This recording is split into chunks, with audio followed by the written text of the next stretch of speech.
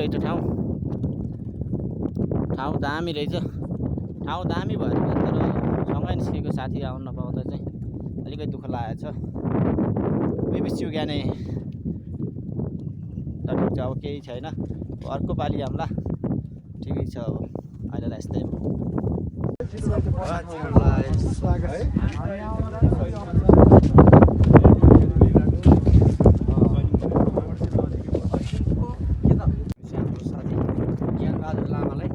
एकदम मिस गरिरहेका छौँ। सँगै आउने चाहना हुँदाहुँदै पनि आउन पाएन। सरी छ योचोटिलाई। अर्कोचोटि हामी अवश्य पनि आउनेछौँ।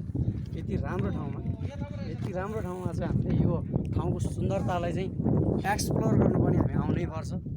र साथी बिचको एउटा चाहिँ भाइचाराको लागि पनि यहाँ आउनु एकदमै राम्रो छ। एकछिन हिँड्न सकिन्छ। लगभग काठमाडौँबाट 181 किलोमिटर दूरीमा चाहिँ हामी बाइक राइड गर्छौँ। त्यसपछि लगभग 1400 मिटर हिँडिसकेपछि यो बबाल हामी देख्न सक्छौँ। ल गाइस, सो फर्कियो। अब हामी चाहिँ टक्क सक्यो हाम्रो आजको यात्रा। यहाँको यात्रा चाहिँ सक्यो।